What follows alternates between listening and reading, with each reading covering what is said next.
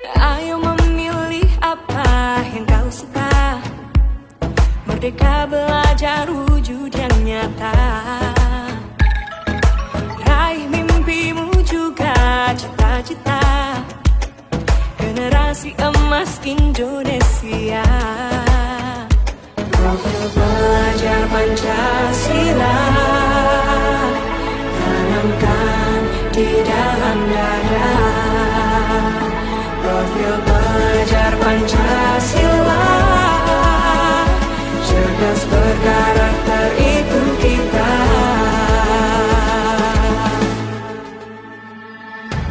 Beriman dan bertakwa pada Tuhan Yang Maha Esa. Berakhlak mulia, berkebinekaan global kita. Gotong royong, berjiwa mandiri, berpikir kreatif dan bernalar kritis.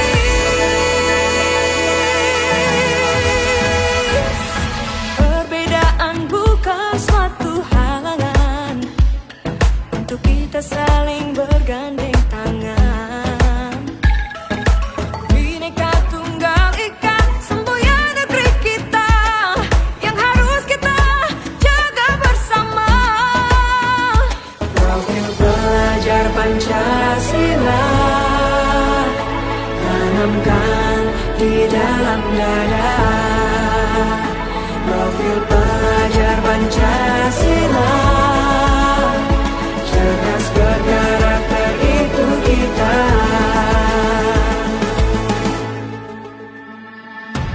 Beriman dan bertakwa pada Tuhan Yang Maha Esa. Berakhlak. Selamat siang Bapak Ibu Guru. Selamat siang. Kurang semangat Bapak Ibu Guru. Selamat siang. Selamat siang. Apa kabar hari ini? Baik. Sehat? Sehat. Ya. Ini hari saya akan menampilkan materi saya tentang aksi nyata modul 1.4 tentang budaya positif.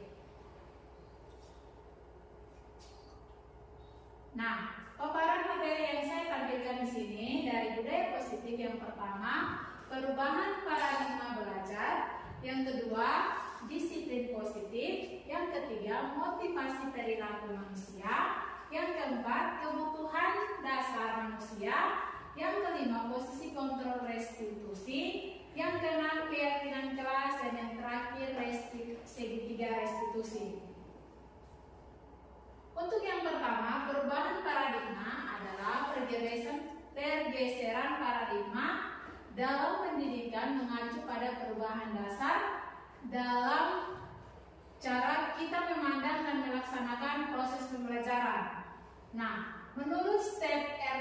Covey itu tentang mengatakan bahwa bila kita ingin membuat kemajuan perlahan, sedikit-sedikit berubahlah sikap atau perilaku Anda. Namun, bila kita ingin memperbaiki cara utama kita, maka kita perlu mengubah kerangka acuan kita.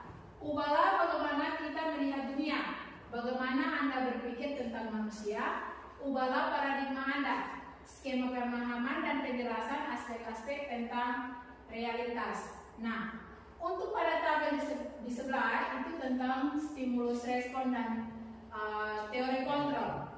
Kita biasanya menggunakan stimulus respon ini, tetapi yang harus kita fokuskan adalah teori kontrol. Misalnya, pada realitas atau kebutuhan kita sesama, pada teori kontrolnya itu kita berbeda. Itu maksudnya bahwa kita menganggap semua orang itu punya kebutuhan yang sama. Mau dari mood, perasaan, kebutuhan akan kasih sayang, itu kita menganggap biasanya, itu kita menganggap sama. Jadi kita ditekankan pada anak-anak kayak kita. Kita harus menonton semua harus merasakan hal yang sama tanpa kita mengabaikan, sehingga kita mengabaikan anak-anak yang mungkin dari rumah lapar, mengantuk, capek, kita abaikan. Kita mau mereka itu fokus pada kita, tetapi pada teori kontrol ini realitasnya bahwa kita punya kebutuhan itu berbeda-beda. Terus yang kedua itu kita mencoba mengubah membuat cara orang agar berpandangan sama dengan kita.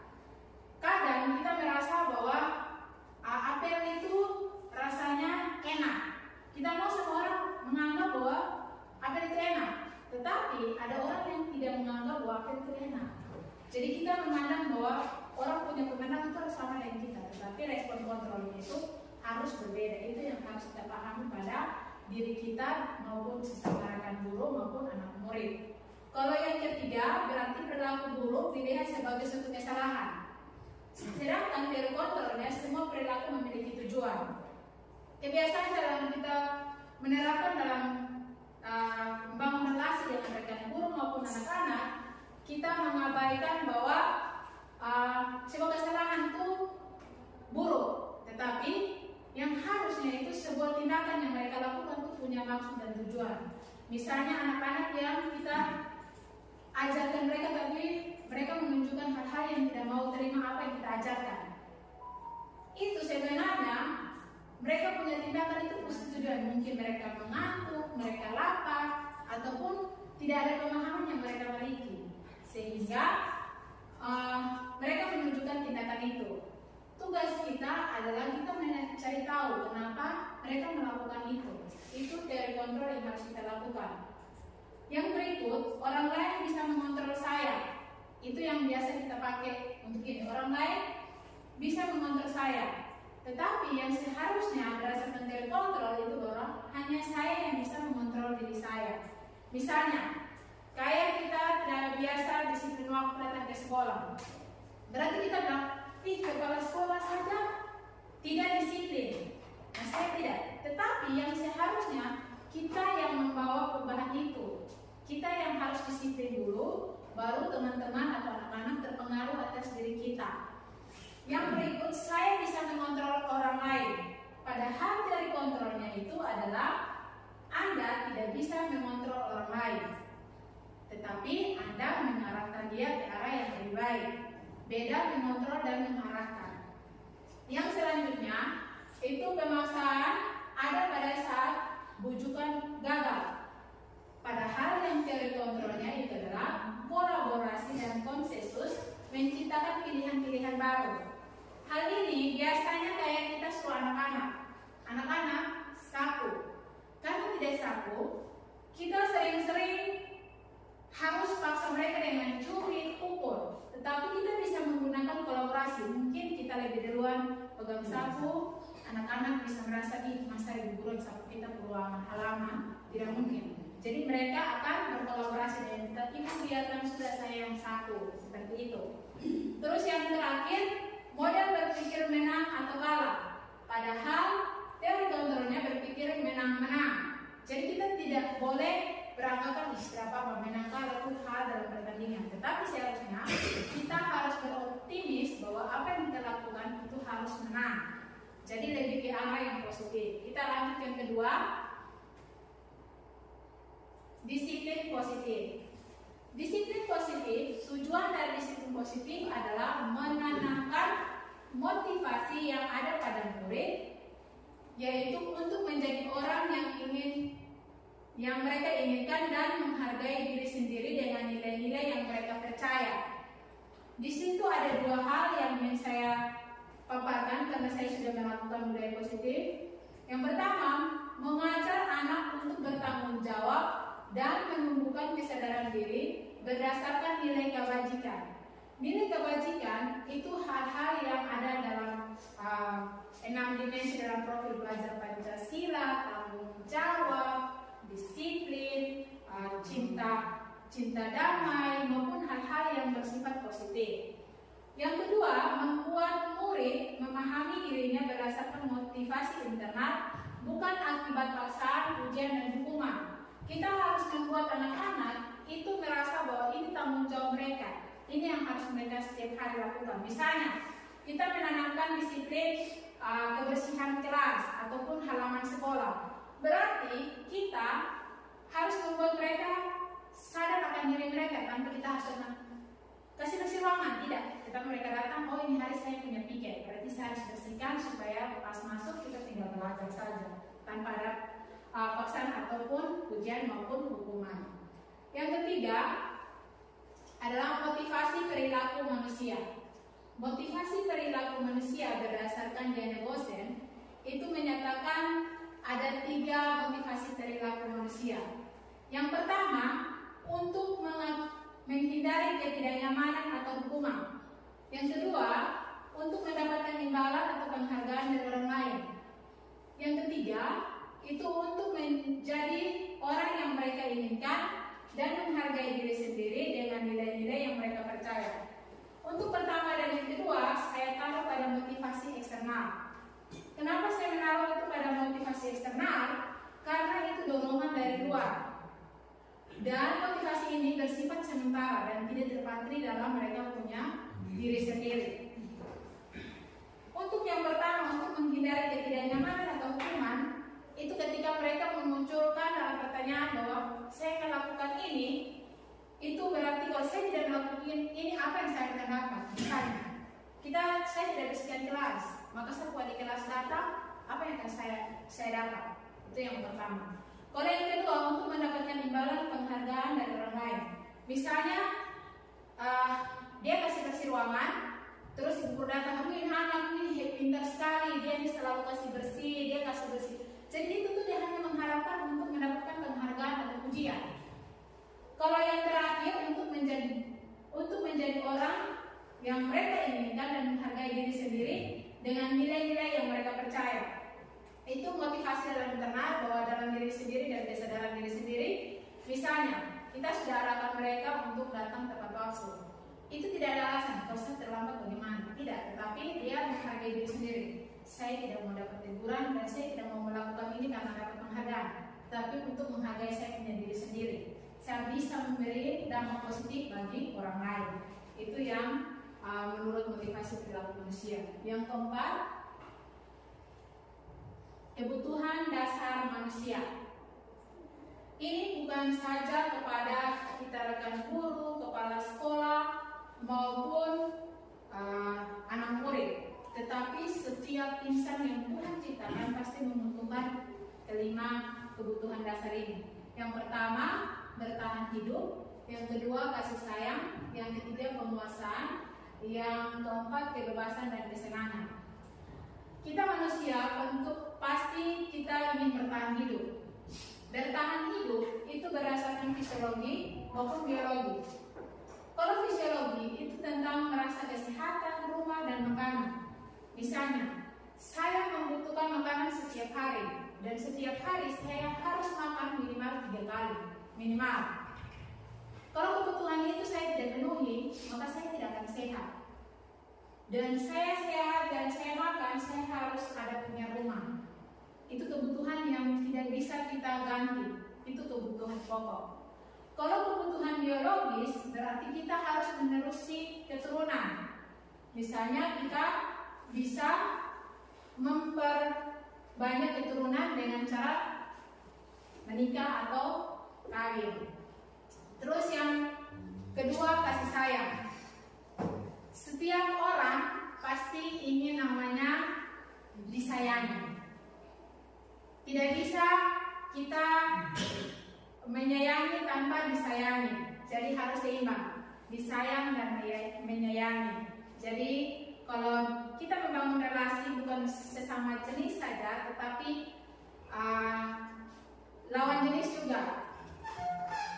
Yang ketiga itu adalah penguasaan. Setiap orang ingin berkuasa atas hidupnya maupun orang lain. Atau di sini ada yang tidak mau berkuasa. Bapak Ibu di sini selama ini ingin jadi bawahan saja, orang suruh, orang perintah, orang ini mau saja.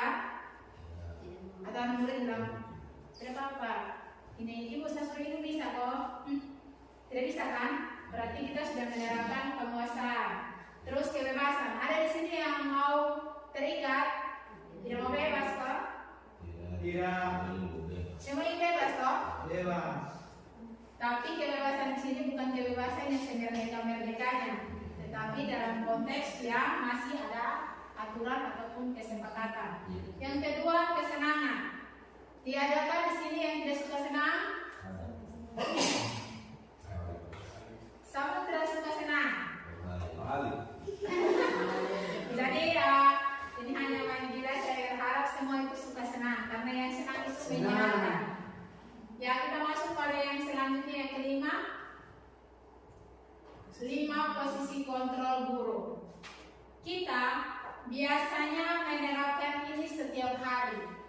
setiap hari. Misalnya kita sebagai penghukum membuat merasa bersalah, menjadi teman, pemantau maupun manajer. Nah, di sini yang ingin saya sampaikan, saya mengajak Bapak Ibu guru bahwa semua ini kadang kita lebih pakai itu teman, pemantau dan manajer. Tapi alangkah baiknya kita menggunakan posisi kontrol sebagai manajer. Nanti saya akan menjelaskan pada slide selanjutnya. Baik, untuk penghukum di situ Bapak Ibu guru bisa lihat dan refleksi pada diri kita. Seorang penghukum bisa menggunakan fisik maupun verbal. Orang yang menjalankan posisi penghukum senantiasa mengatakan bahwa sekolah memerlukan sistem atau alat yang dapat menekan murid-murid lebih dalam lagi. Guru-guru yang menerapkan posisi penghukum akan berkata, patuhi aturan saya atau awas. Yang kedua, kamu selalu saja salah. Yang ketiga, selalu pasti, selalu yang terakhir selesai. Guru seperti ini senantiasa percaya hanya ada satu cara agar pembelajaran bisa saja berhasil, yaitu dengan cara dia menekan anak-anak. Yang kedua, pembuat merasa bersalah. Posisi ini biasanya guru akan bersuara lebih lembut.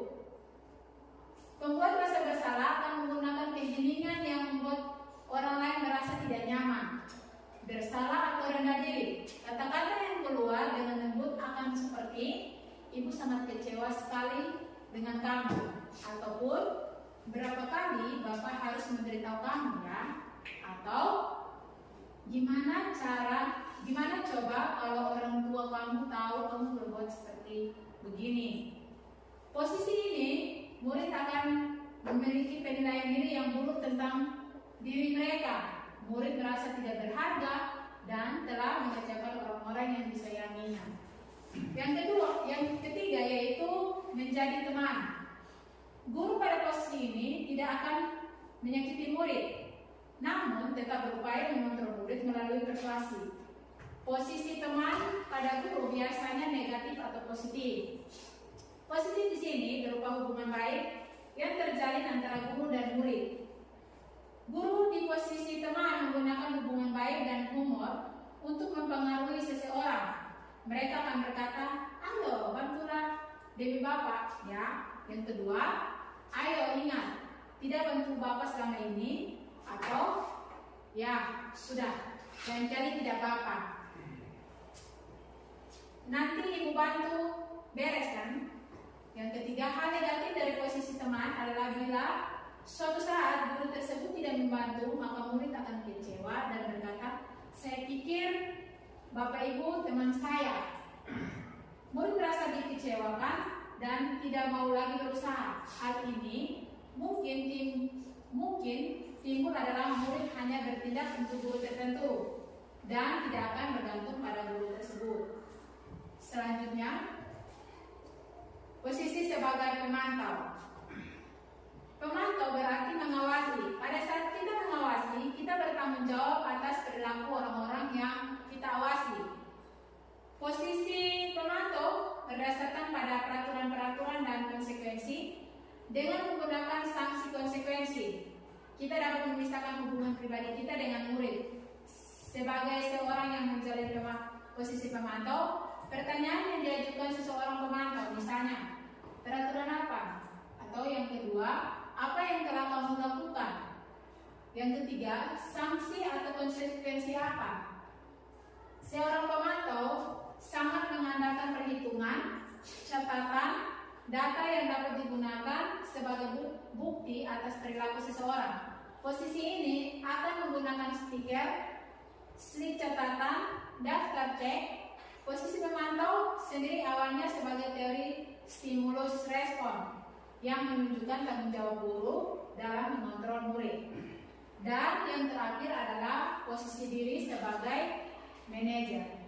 Pada posisi manajer ini saya mengajak Bapak Ibu guru untuk kita sama-sama lebih tekankan ke manajer. Di mana posisi terakhir yaitu posisi manajer adalah posisi di mana guru berbuat sesuatu bersama dengan murid, mempersilahkan murid mempertanggungjawabkan perilakunya, mendukung murid agar dapat menemukan solusi dari permasalahan sendiri. Misalnya, apa yang kita yakini ataupun apa yang kamu yakini. Jika kamu meyakininya, apakah kamu bersedia memperbaikinya? Jika kamu memperbaiki ini, hal ini menunjukkan apa dirimu ataupun apa rencana kamu untuk memperbaiki hal ini. Tugas seorang manajer bukan untuk mengatur perilaku seseorang. Kita membimbing murid untuk dapat mengatur dirinya.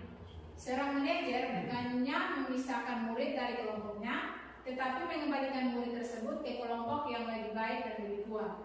Saya ambil contoh di sini. Misalnya, anak-anak yang saat dalam kelas kita mengajar, itu dia kedapatan main HP. Nah, saat main HP, kita tidak usah langsung menegur anak dalam posisi seperti itu, karena akan membuat anak itu merasa bersalah. Tetapi tugas kita adalah kita memanggil mereka secara pribadi ke ruangan kita, terus kita menanyakan apa yang dia lakukan. Misalnya, kamu tahu kenapa ibu memanggilmu ke sini? Mereka jawab, iya Bu. Terus kita tanya, lalu apa yang kamu lakukan? Dia bisa menjelaskan secara sendiri bahwa dia main HP dalam kelas. Setelah itu, kita sebagai guru kita bertanya, apakah tindakanmu itu sesuai dengan kesepakatan yang kita sepakati? Nanti dengan secara tidak langsung dia bilang, tidak Ibu. Nah, tugas kita mengarahkan anak-anak untuk tidak boleh melakukan hal itu, tetapi lebih konsentrasi dalam pembelajaran agar pelajaran yang dia miliki dapat bermanfaat untuk dirinya sendiri. Kita lanjut pada selanjutnya. Yang keenam yaitu keyakinan kelas atau sekolah. Di sini saya memamerkan foto saya dan anak-anak karena kita sudah membuat kesepakatan kelas. Nah, kesepakatan kelas atau keyakinan kelas adalah seperangkat nilai dan prinsip yang disepakati bersama oleh guru dan murid untuk memandu perilaku dan interaksi dalam sekolah atau kelas. Keyakinan kelas berupa pernyataan universal, mudah diingat dan mudah dipahami serta diterapkan oleh semua warga sekolah maupun warga kelas. Jadi, kesepakatan kelas itu hampir sama dengan aturan. Tetapi aturan itu hanya berpihak pada seseorang yang mengambil aturan. Tetapi kesepakatan itu dibangun oleh dua pribadi ataupun lebih, sehingga hal-halnya mudah diingat. Misalnya, saat pembelajaran tidak boleh main HP. Kita sepakat sama-sama, ya, kalau dia kita pakai untuk kesepakatan kelas. Terus, saat ibu mengajar di depan, kalian anak-anak mengamati dan ingin bertanya, silakan bertanya jika diberi kesempatan. Yang kedua, kalau ingin ke toilet harus izin ke guru. Hal-hal seperti itu yang perlu kita bentuk menjadi suatu kesepakatan, sehingga kesepakatan itu kita pakai dalam 1 tahun pelajaran ataupun selama kita mengajar anak-anak. Kita masuk pada selanjutnya. Nah, hal ini yang terakhir yaitu segitiga restitusi dalam menyelesaikan masalah. Di situ anak-anak yang saya tampilkan itu adalah anak yang main HP saat saya mengajar. Jadi saya tidak menegur dia itu pada saat dalam kelas, tetapi saya panggil secara pribadi, saya bawa ke ruangan dengan menerapkan segitiga restitusi. Segitiga restitusi di situ adalah menstabilkan identitas, yang kedua validasi tindakan yang salah, dan yang ketiga menanyakan keyakinan kelas. Kita pada selanjutnya untuk penjelasannya. Nah, di sini ada langkah dan teori kontrol. Untuk menstabilkan identitas, misalnya kita semua akan melakukan hal yang terbaik yang bisa kita lakukan. Misalnya saya tanya, kenapa kamu main HP?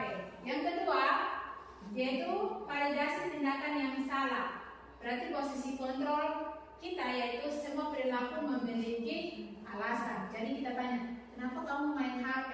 Pasti jawabannya ada-ada saja. Tapi kalau yang sesuai foto yang saya tampilkan di situ, saya tanya, dia bilang karena dia bosan. Saya tanya lagi, kenapa bosan? Dia bilang, Ibu, saya jujur, saya tidak paham, tapi saya mau bertanya.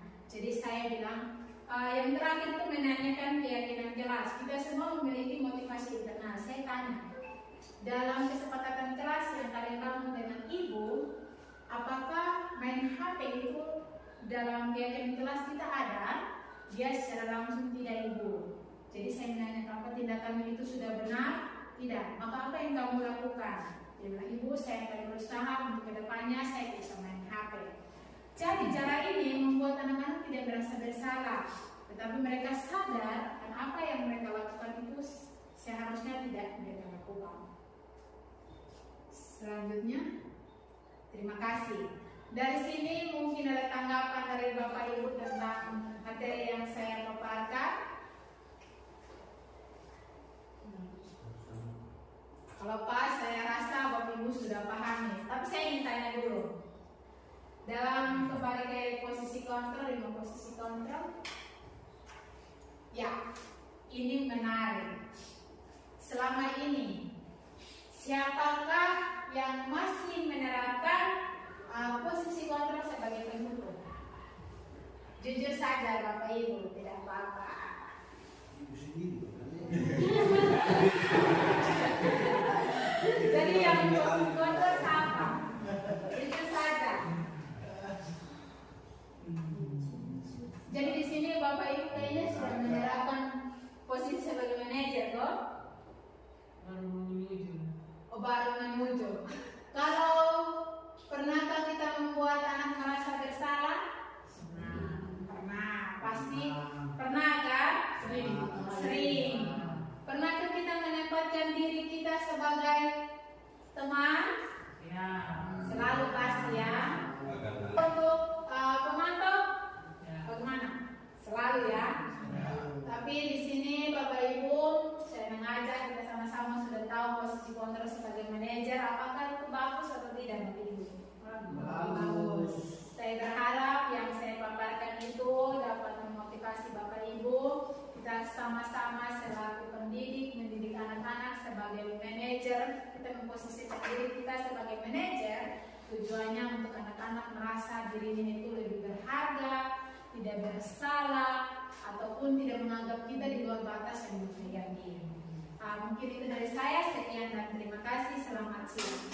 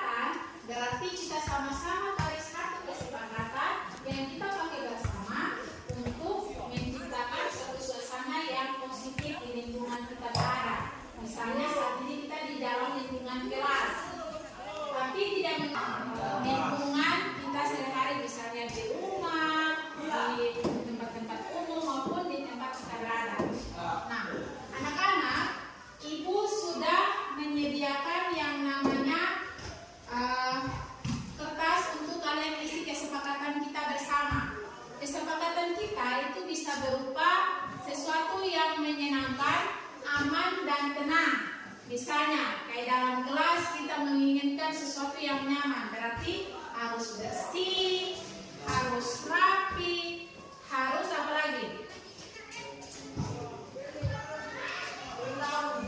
Saling menghargai. Itu bisa kalian isi untuk kesepakatan kita dalam kelas.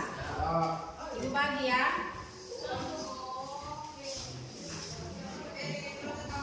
Jadi kertas yang ibu bagikan ini kalian tulis dan kalian tempel pada kertas yang ibu sudah tempel di depan.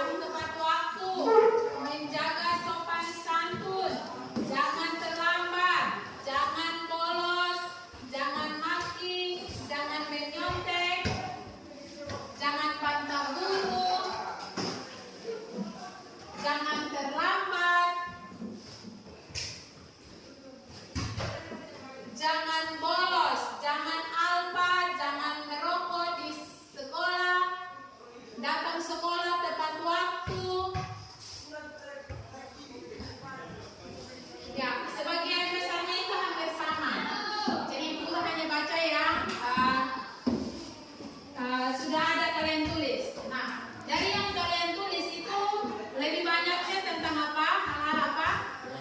Disiplin waktu itu kita lihat dengan jangan datang terlambat. Terus apa lagi? Jangan bolos. Ya. Terus ya yang kedua apa? Sopan santun. Sopan santun itu seperti apa yang kalian tulis tadi? Menghargai guru, terus jangan maki sesama. Ya. Terus yang ketiga apa? Kesehatan. Kesehatan itu dengan kalian tulis itu apa? Jangan merokok. Jadi yang ketiga itu yang tadi adalah disiplin, saling menghargai, dan kesehatan itu masuk dalam nilai kesepakatan atau nilai kesepakatan kelas atau sekolah. Nah, kesepakatan itu kita bangun bersama-sama dan kita jaga dan jalani bersama-sama. Tujuannya untuk menciptakan suasana sekolah yang aman, nyaman, tenang, dan menyenangkan. Nah, di sini Ibu sudah menyediakan satu tempat lagi yang harus kalian isi dari 3 budaya positif yang kalian sudah pilih tadi. Misalnya disiplin, nilai disiplin, terus nilai saling menghargai, dan nilai kesehatan.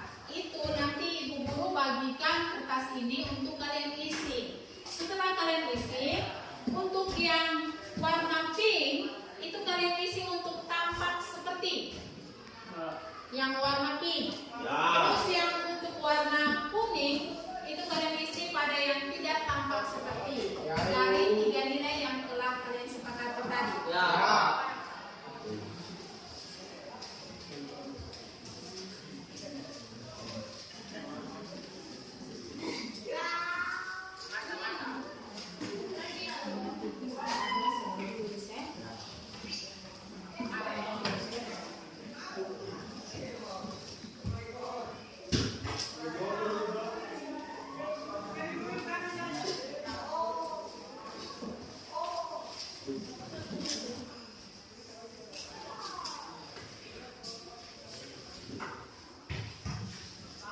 Silakan diisi bagian 3 tapak.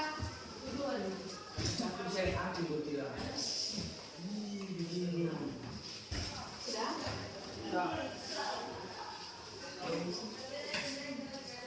Ibu kasih waktu kalau bisa kalian isinya itu 3 menit bisa? Bisa. Oke, silakan. Ditulis bagian yang tidak tampak seperti dan bagian tampak seperti sesuai dengan kertasnya ya.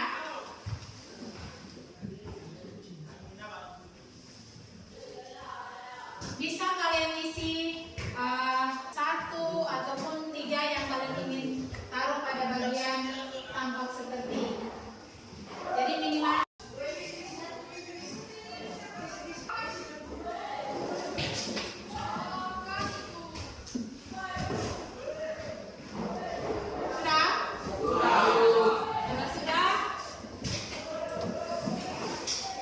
sudah?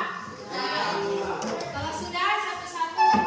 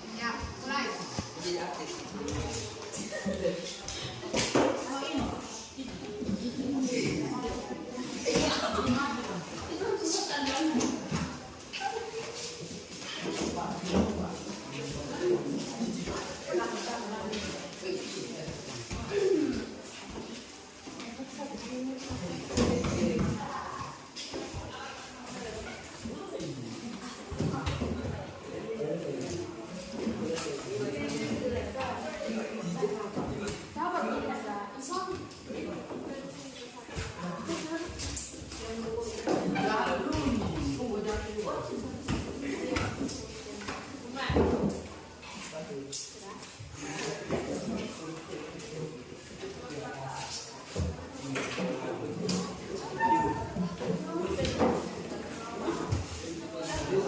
baik. Terima kasih kalian sudah tulis tampak seperti. Nah, di sini Ibu akan membaca apa yang kalian tuliskan. Jadi ketika Ibu membaca yang sudah sampai pun tidak baca double ya. Di sini yang tampak seperti itu kalian tulis datang tepat waktu, saling menghargai, menjaga kerapian kelas, menjaga kesehatan, menghargai sesama teman, bersikap sopan santun, baik terhadap teman maupun guru. Datang ke sekolah tepat waktu, tidak boleh merokok di sekolah, menghargai guru dan orang seangkatan kita, terus menjaga kelas yang tetap rapi, saling mengerti, harus datang tepat waktu dan semangat. Nah, anak-anak yang tampak seperti itu, kalian tulis itu sudah sangat positif dan sangat membangun. Tinggal kalian harus tetap melaksanakan apa yang kalian cita-citakan itu dalam kehidupan kalian sehari-hari. Nah, untuk yang tidak tampak seperti itu, Ibu Guru baca yang sama Ibu Guru abaikan Tidak masuk sekolah karena malas, tidak mengikuti peraturan guru, membantu guru, terus datang sekolah tidak tepat waktu, alpa, bolos, merokok di sekolah, terus minum minuman keras di sekolah, disiplin tidak tampak seperti merokok dalam kelas. Jadi tidak tampak itu Ibu harapkan kalian pegang dalam kehidupan kalian, tujuannya untuk jangan melakukan hal-hal itu di dalam lingkungan sekolah. Karena ketika kalian melakukan itu akan membuat kalian tidak menerapkan budaya positif, terus kalian tidak sehat, maupun kalian juga tidak menghargai sesama. Sekarang kita masuk pada tabel E. Nah, tabel E itu kita menunjukkan 3 budaya positif yang kita ambil tadi untuk kita melihat apa yang kalian tampakkan, terlihat seperti apa, terus terdengarnya itu seperti apa, dan perilaku yang kalian tunjukkan itu seperti apa. Nah, masih sama perlakuannya, Ibu membagikan 3 jenis kertas ini. Untuk kertas pink itu kalian menulis yang perilaku yang terlihat, keadaan yang terlihat, yang kalian tunjukkan. Terus kalau untuk kuning itu untuk bagian yang terdengar. Jadi sesuatu yang kalian dengar itu berkaitan dengan 3 budaya positif yang telah kita sepakati bersama tadi. Dan untuk warna hijau untuk perilaku positif yang akan kalian tunjukkan. Kalian bisa isi 2 ataupun lebih dari 2, minimal itu 1.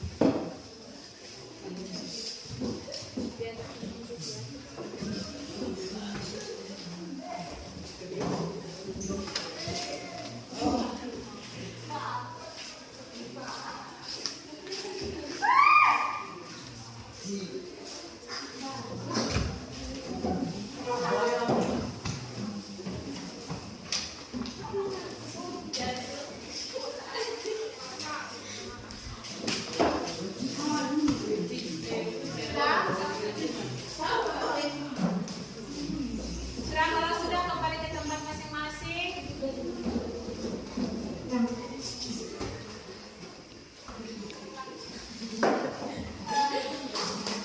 Ya, kalau sudah dengar sini, baik, Ibu akan membacakan bagian yang kalian sudah tulis ini dan terlihat, terdengar dan berperilaku sesuai dengan 3 budaya positif yang kita sepakati. Baik, Ibu bacakan masih sama. Kalau yang ada double berarti Ibu guru tidak akan baca. Ya. Satu mewakili semua. Yang terlihat itu datang ke sekolah tepat waktu, tidak merokok, sekolah bersih. Terus yang terlihat itu datang jam 7 pagi di sekolah. Terus saling memberi senyuman. Terus yang terlihat kedua, yang selanjutnya itu bersikap sopan. Tidak boleh melawan.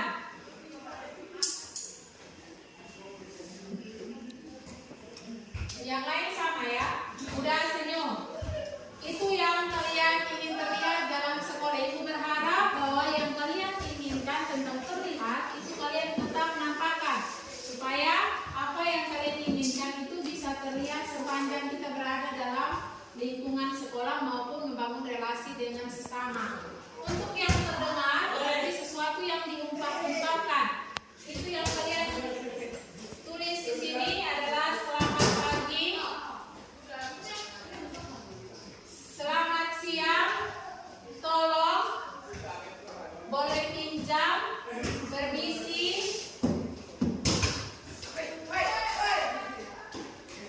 dan mengucapkan salam. Itu yang terdengar. Ibu berharap apa yang kalian ucapkan itu terus membawa kedamaian bagi sesama ataupun siapapun yang kalian ajak berbicara. Dan yang ketiga adalah perilaku. Perilaku adalah tindakan yang kalian lakukan terhadap sesama. Di sini yang kalian tulis adalah berperilaku sopan, disiplin dan kesehatan. Terus berperilaku saling menghargai, saling menolong, dan lain sebagainya masih tetap sama ya. Ibu berharap perilaku yang kalian tunjukkan itu dapat memberi dampak positif bagi sesama. Nah, sekarang kita ambil sama-sama 3 yang menjadi kesepakatan kita bersama. Ibu ingatkan lagi dan Ibu berharap kalian tetap ingat. Yang pertama itu apa? Disiplin. Ulang lagi. Disiplin. Yang kedua? Kesehatan. Lebih semangat lagi ke? Kesehatan. Yang ketiga? Saling menghargai. Ulang. Saling menghargai. Nah, dari ketiga hal yang kalian sebutkan tadi, ketika kalian terapkan, itu membawa dampak positif atau kenyamanan bagi orang atau tidak? Gimana? Memberikan kan? Ya. Memberikan kenyamanan, ketenangan, dan kebahagiaan bagi orang lain. Baik, Ibu berharap apa yang kita sepakati ini dapat kita pegang bersama-sama, kita komitmen bersama-sama, dan kita lakukan itu dalam kehidupan kita sehari-hari. Tidak terlepas dalam lingkungan sekolah, lingkungan kelas, maupun lingkungan bermasyarakat. Mungkin itu dari saja. Sebelum kita keluar, Ibu minta satu orang pimpin doa dulu. Fitri maju, Fitri. Ya, silakan.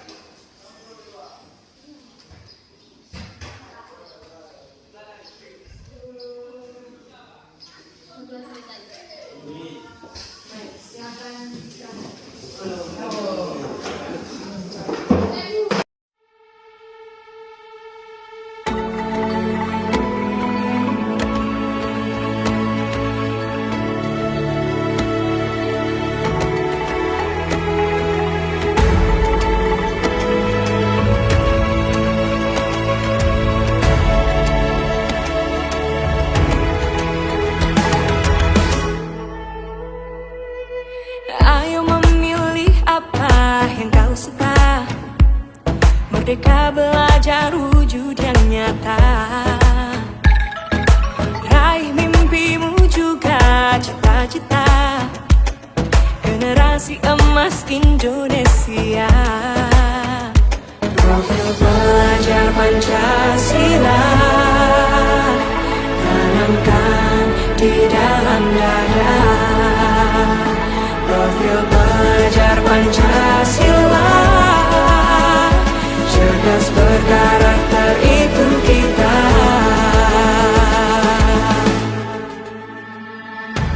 Beriman dan bertakwa pada Tuhan yang Maha Esa.